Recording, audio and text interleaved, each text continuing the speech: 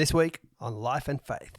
We first got that diagnosis when I was living in Boston at the time. I was there doing a master's at Harvard, and we started to notice he was 2 as he had different delays in his milestones. You're following your child as they go on, and he kept missing them. We kept thinking he would catch up with a bit of help, and this diagnosis kind of arrived in February.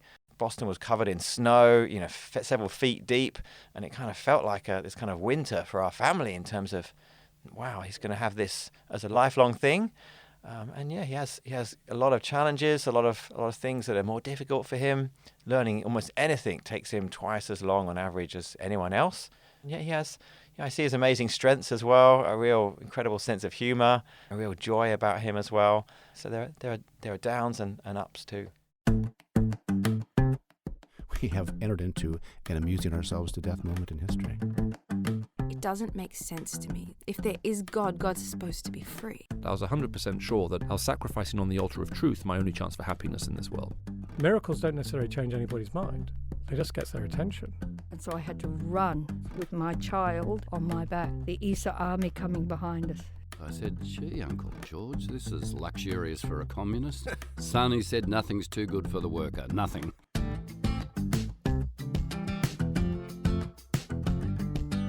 Welcome to Life and Faith from CPX. I'm Simon Smart. It's good to be with you, and in this coronavirus time of disruption and working from home and other inconveniences, we're going to keep ploughing on with Life and Faith and bringing you stories and interviews and discussions about things that matter. Like everyone else, we're improvising with mobile home studios in front of cushions and interviews via Zoom and Skype. So you're going to have to forgive us for some reduced audio quality, but not lesser content quality. We'll be working hard on that. This week, my guest is Mike Tozer. Mike's an Englishman. He now lives in Australia. He's lived in the US and Hong Kong and now in Sydney. His story today represents creativity in the face of real challenge. And I guess the ability to turn difficult situations into really great outcomes. That seems like the kind of thing we could all do with at the moment. Mike was a world record holder for an astonishing feat, although it must be said it's quite an unusual record. And I began by asking Mike about that athletic achievement and why he took it on. I did hold the world record for the fastest half marathon in a business suit. Yes, running a half marathon in a business suit, and the time was? It was 1 hour, 18 minutes and 10 seconds. See, that's good going. I know this because I've run half marathon. That's good going, not in a suit. That's right. Yeah. Well done. That's quite an achievement. Took you a couple of goes, didn't it? It did. Yeah, 2 attempts. The first one, someone broke the record just before I did my attempt, so it came right down to, I think it was 1:19. In the different race or in the? Yeah, in a different race in Canada. Yeah. So yeah, it was broken 5 times in that year. So a lot of popularity around that particular record. Yeah, I've noticed lots of people in suits running half marathons. And it's been broken since then. It has been. Yeah. A few people have done it. If they've got a suit company they work for. Oh yeah. But yeah, I had more of a personal reason. Yeah, you did. Now tell us about that, because it is a strange thing to do. But you did it a few times. Like you've done half marathons. Am I right in saying you've also done a marathon in a suit? And City to Surf in Sydney is a very famous race in Sydney. That's right. These sorts of things. But there is a very personal reason for you for why you're attempting this madness. Tell us about the reason. Yeah. So for me, the suit was really something that I was going to wear that would hold me back and really mirror the challenges that my son goes through. He has a genetic condition called Fragile X syndrome, which is the leading gene cause of autism. And so seeing those struggles that he has every day was kind of mirrored in a small way by that suit. Really, particularly as I started to get on in the race, really started to get sweaty and hold me back. It felt like someone was pushing down on my shoulders and pulling me back. But just a small glimpse of the physical and cognitive and other challenges that he has every single day. These are big challenges. These are hard races without a suit. And with them, no doubt, massive challenge. What was that like for you personally, to have that achievement and the reason for doing it? And I wonder if people responded to you as you did this. Yeah, great question. I think 2 thoughts come to mind. One, I was amazed by what the impact it had, particularly in the running community across Australia. I showed up to a 10K race a few weeks back, and I got recognised by one of the organisers when I was picking up my race bib, and he almost told me off for not wearing my suit. Yeah, where's the suit? Yeah, right. That's a regular thing that I hear. So I'm amazed by the number of places. I was a bit disappointed you didn't come in today wearing your suit. It certainly had its wear and tear. So it's real created awareness. I was covered in the Running World magazine. Through my Harvard connections, I was interviewed on the WBUS, like a sports podcast that I'd actually not been too familiar with, but a lot of my friends in the States, they said they listen to it religiously in terms of the coverage of sport. And so it really got a lot of awareness amongst that immediate community, but it also gave me a platform to talk about what I was doing. I was on some of the morning shows as well in Sydney, and it's really kind of created that awareness that I was looking for, but also it's also allowed deeper conversations. I've had one of Australia's Olympians who I'm not up there with the men, but I'm about the pace with some of the women. And one finished City to Surf when I was in my suit and kind of came over to me and said, I'm a physio. I know a bit about what you've been doing, but tell me more about this specific condition. I'd like to know more. Mike's running exploits were aimed at getting attention to a condition called Fragile X syndrome. This is a genetic condition that produces mild to moderate intellectual disability where learning and cognition are impacted. And there's a link of some people with Fragile X who meet the diagnostic criteria for autism. But here's Mike to explain a bit more. In some ways, it's right on the border of rare and common conditions. It affects about 1 in 4,000 boys. But in terms of women who are carriers and some who may develop mild symptoms themselves in older age, over 55, that's 1 in 150. Wow. So I think in the next 5 to 10 years, we'll see it becoming more well known. What it looks like, it's hard to diagnose because it's a global condition.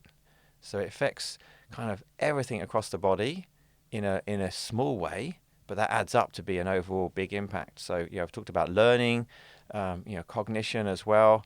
My son's 8, and he's still struggling with learning to put sentences together. Has challenges with anxiety. Emotional, social relationships are challenging as well. So it's the simplest way of understanding it is a subpart of autism, but with a clear genetic explanation.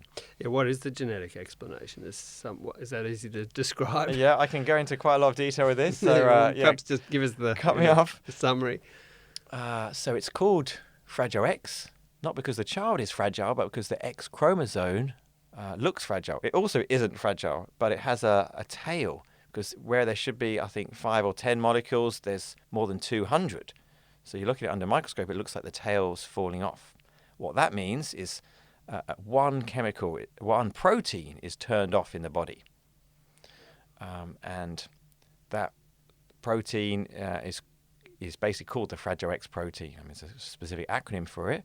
But what it really does, the funny thing is my son doesn't have it, but all of your listeners have this protein. Yeah. And it's now we're understanding it's really crucial for brain development, for regulating processes in the brain, for when we get worked up, it helps us to calm down. It's incredibly versatile protein, incredibly useful, and not having it, it's a real impact on everything that my son does. When you hear things like this, it just blows your mind, doesn't it? How kind of complex life is, and our bodies, and how when they work well, we just sort of take that for granted. It's such a gift, isn't it? And the complexity of that, it's just absolutely astonishing. You must be acutely aware of that. Yeah. I mean, you think right now at the moment, all of us with the coronavirus, developing, the situation developing, we're hearing this news all day, and yet we all know almost subconsciously how to sit down and have a cup of tea or a cup of coffee, have a chat with a friend. I see my son, his anxiety throughout the day kind of goes up in steps, and he struggles to control it, not having this one chemical. So, yeah. For Mike Tozer and his wife Helen, Fragile X has a really personal significance. Their son was 2 years old when he was first diagnosed with the condition. At the time Mike was studying in the US, the diagnosis was, of course, a life-changing moment for them. We first got that diagnosis when I was living in Boston at the time. I was there doing a master's at Harvard, and we started to notice he was 2 as he had, different delays in his milestones. You're following your child as they go on, and he kept missing them. We kept thinking he would catch up with a bit of help, and this diagnosis kind of arrived in February that year, and Boston was covered in snow, several feet deep, and it kind of felt like this kind of winter for our family in terms of, wow, he's going to have this as a lifelong thing. He has a lot of challenges, a lot of things that are more difficult for him. Learning almost anything takes him twice as long on average as anyone else. He's had a speech therapist since the age of 2. So in Boston with that diagnosis, speech therapy and other therapy started kicking in, but it took him another 3 years to really start forming words. We also had a physiotherapist that actually taught him how to crawl. I remember watching her with him on the floor with her hands on his feet and helping him to do the motions and try and teach his muscles to do something that almost every other family is not something they even really think about. That was tough to see, but also it makes you so much more appreciative when those milestones get reached. I see his amazing strengths as well, a real incredible sense of humor, a real joy about him as well. And so there are downs and ups too.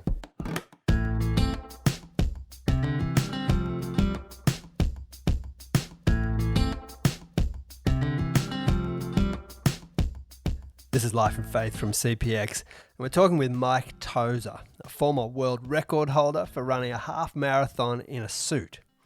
Now, at the time, for those interested in this kind of thing, as I am, it was 1 hour, 18 minutes, and 10 seconds. He was doing this to raise awareness of a genetic condition that his son has. It's called Fragile X syndrome. Mike now runs a company called Xceptional that began offering employment for people with autism and then developed into a recruitment and placement service, finding roles for people with autism in companies that really need the skills that those people can provide. Now, Mike's personal journey with his family, his son, but prior to that with his sister, has really shaped and been the inspiration for the work that he now does. Mike's sister has autism, and as he watched her operate in the world and sometimes struggle in workplaces, it made him think that people weren't seeing her particular skills and talents. Funny enough, I didn't feel like I grew up with a sibling who was autistic because she wasn't diagnosed until her late 30s. Okay. So for me, it was my sister. I think even siblings where there is a diagnosis, that's often the parents think that through that lens, but right. Children are, they don't think anything. We're going to school, we're playing outside together. So for me, it was more. I looked at my other siblings, and all of us there was 4 of us, all progressing quite similar in terms of academia. I think we've got 6 degrees between us, the other 3. And my other sister, really had struggles at school with passing tests, with academia. But when I related to her, I could often think, wow, we're very, very similar. We probably, I'm not a geneticist, but we probably share, 99 point something % of DNA.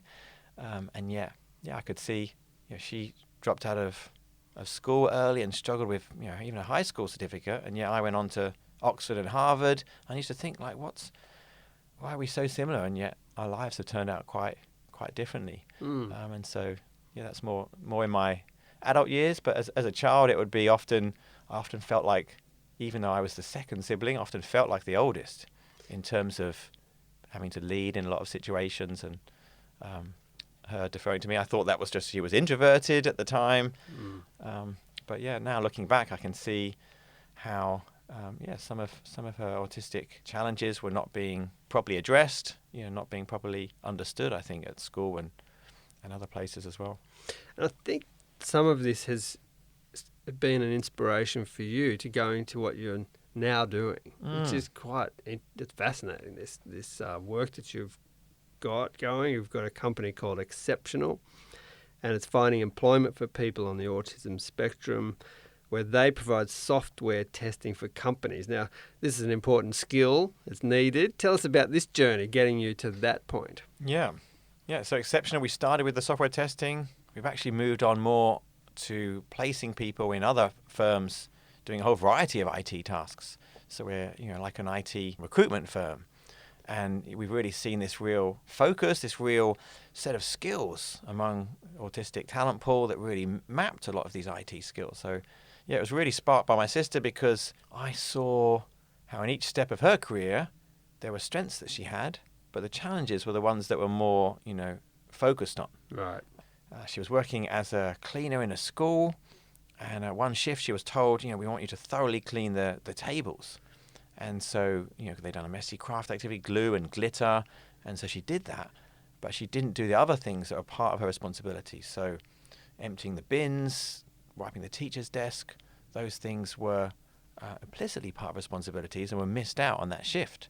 And this was given as feedback from the headmaster when her contract wasn't renewed, and I took that not as he was meaning it as helpful feedback, but I took that as the team aren't quite understanding how she works. Right. I thought if they were giving her very clear instructions, she'd actually be the best, most loyal, such integrity in her work.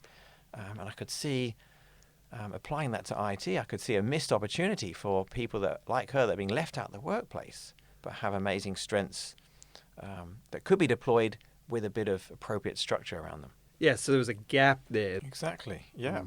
I mean, we're now 3 years into this journey, and we've got a group of about 10 major employer partners who all see us unearthing this new talent pool for them. Actually bringing people that were previously left out into the workplace.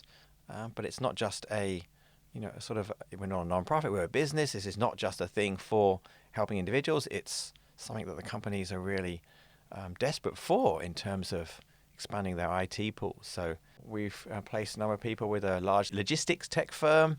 They already embrace a lot of people in their workplace who think differently. And so they were excited about us opening up this talent pool. We put one person who I can particularly thinking of right now into work with them, and they said to us recently, we don't really feel like we found his personal limit in terms of what he can achieve. Everything we'd put before him is excelling. He's in our top 1% of developers. Their only complaint was that we're not finding even more people for them. They're saying rather than 2 or 3, can you start doing 10 a month? People like him see us as devising this new forward-thinking recruitment process that works well for this particular group. Some estimates put as much as 360,000 people on the spectrum in Australia, and many of the things, innovations we're coming up with, could work for other neurodiverse people. So people who have ADHD, dyslexia, dyspraxia. And Mike, what about things like, for some people, they're able to focus on detail that plenty of other people might miss, and then that's a really useful skill, in particularly in coding and that type of stuff. Yeah, it often gives people a real detailed focus, attention to detail. We have a number of assessments in our onboarding and in our interview process where we get people to look at, compare 2 sets of numbers or look at some images. We have some kind of big images of a crowd of people. And it's amazing to see certain people that are good at visual spatial thinking. It's not everyone on the spectrum. We're really starting to map things out in terms of different ways of thinking. People that are good at words, people that are good at numbers, people that are good at picture smart. So everyone's different, but there are real strengths that align with coding. Coding requires a real ability with problem solving, being able to focus for long periods of time, and a lot of our candidates are just great at putting the headphones on and just really zeroing in and getting those things done. Tim ruled himself out of a job as a games tester because of the commute. But news has travelled fast about his abilities. Hello? Let's dive into our first activity with the blocks. Okay. With Tim, we're doing an assessment, really trying to replace the job interview, instead with activities that help to see him in action. So how did Tim go today? Tim got it really quickly. He was thinking methodically through, just great eye for detail. and some creativity within those tasks. It was pretty impressive to see, actually.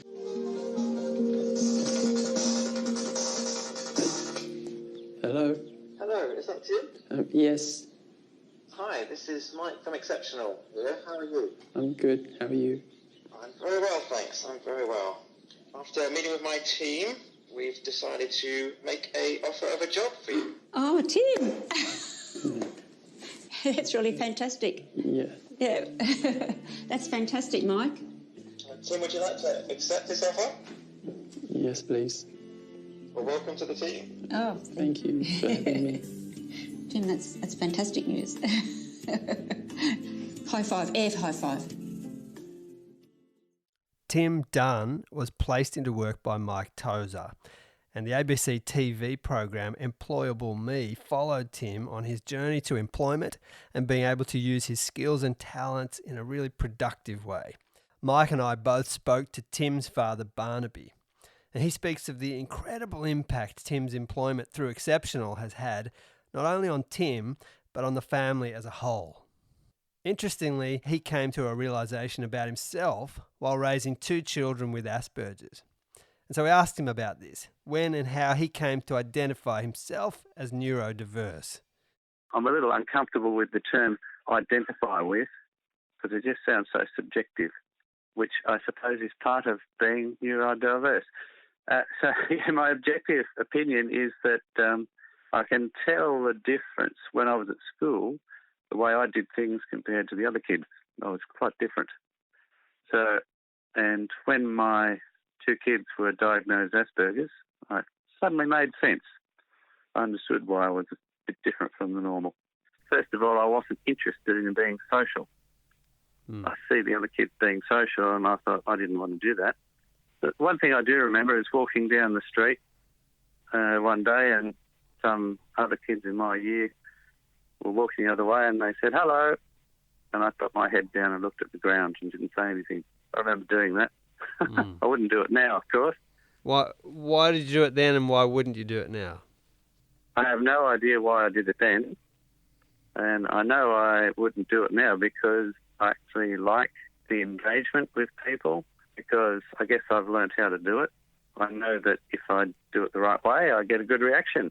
It's always enjoyable. So nowadays, it's actually one of my things that I like to do now is meet people in the kitchen at work, say hello to everybody, find out their names and a little tiny bit about them. So you've got a little conversation you can have over the coffee machine. Doesn't matter who you meet in the kitchen, you know a little bit about everybody. I actually quite like that now. Yeah, well, it's pretty easy. The client I'm working with is involved with the Bank Royal Commission. We're finding all the clients that were charged fees that shouldn't have. So, for example, deceased clients that the fees weren't turned off. I think that's quite a common thing, actually, in the industry. And it's not deliberate, just to let you know, in case anyone's interested. It's just that one part of an organisation doesn't know what another part's doing, and systems are not set up properly to turn fees off, things like that. And so we're calculating these fees and extracting clients, and so it's been quite a good project to be involved in because I know it's actually doing something in the world. A lot of my stuff actually is in the background, helping a person do something which I have no idea what actually means in the real world, and this is actually real world stuff. I mentioned when we first met 3 years ago, at the time your son was being interviewed for a job at Xceptional, and since has been working there. Have you seen the impact of him working at Xceptional? Oh, well, it's a great impact. Before this came along, he, of course, had no idea how he was going to get a job and didn't know which direction his life was going to go. And all of a sudden, the job came and found him.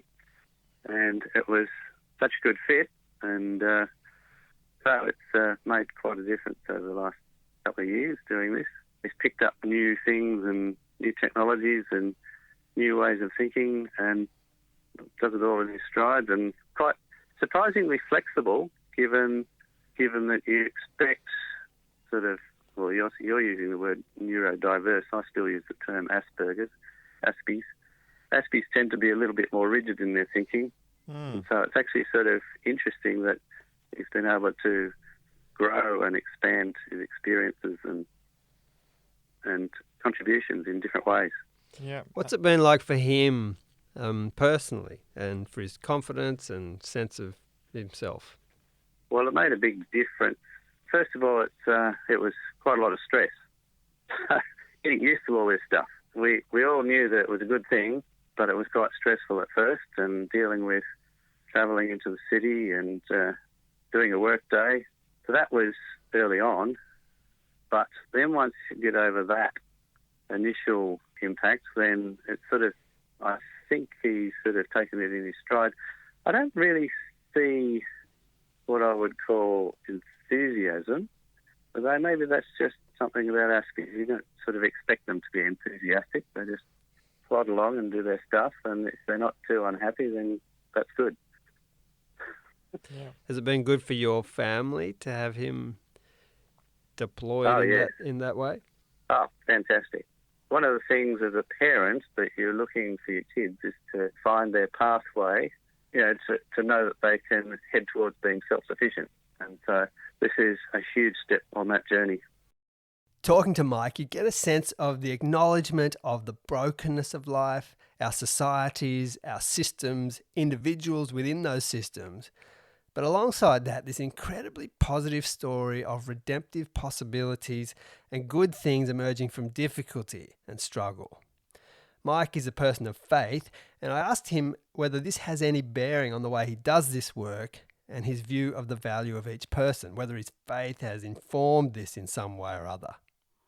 Yeah, it definitely has. I mean, I've talked about my sister. It was really seeing a problem and also an opportunity from a business perspective that really drove it initially.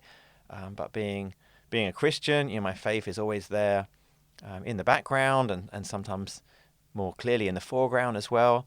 So I think for me, I see the value in each person as a Christian, that's something that really been put in me by my faith.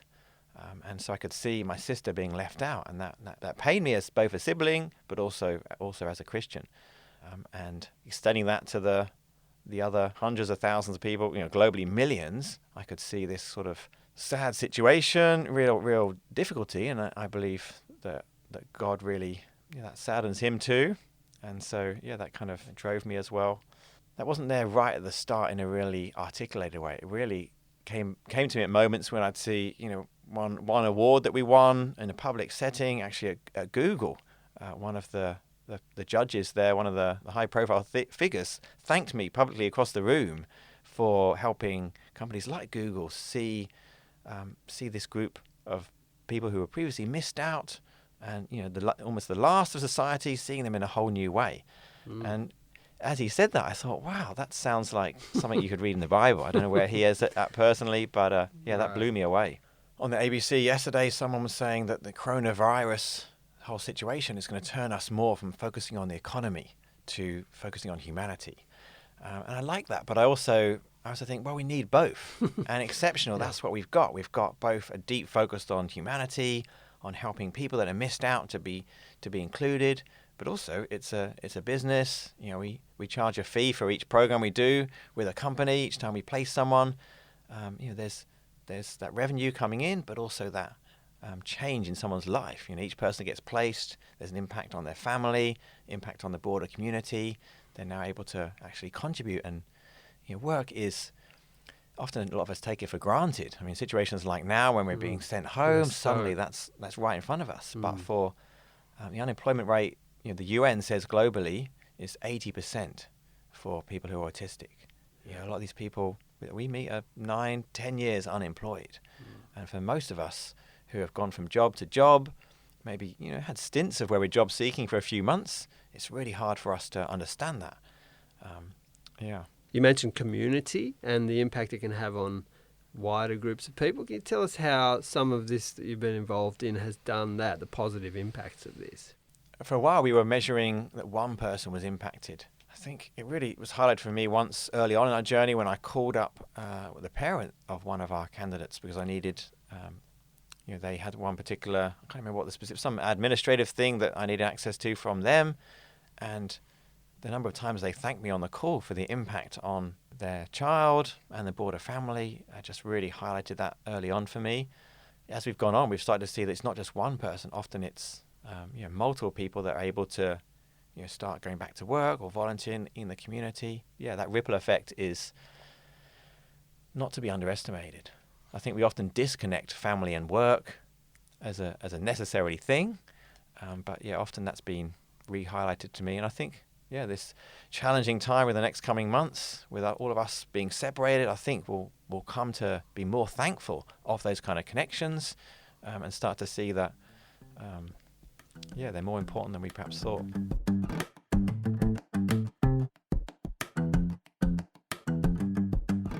This has been Life and Faith with me, Simon Smart. Thanks today to Mike Tozer from Xceptional. You can check them out at xceptional.io. Also to Barnaby Dunn for giving us an insight into the impact of this initiative on his son Tim and their family. Please do pass on this episode of Life and Faith to someone you think might enjoy it. Next week.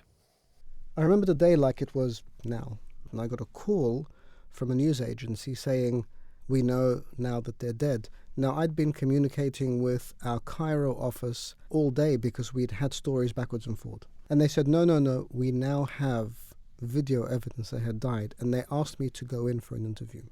And as I was driving in, I felt that people were waiting for a response. So I pulled my car over and I sent out a tweet saying it's been confirmed, the passing, we pray for them and for their families. And then I had a few characters left, and like any self-respecting person knows Twitter, you make full use of them. And so I just hashtagged Father Forgive.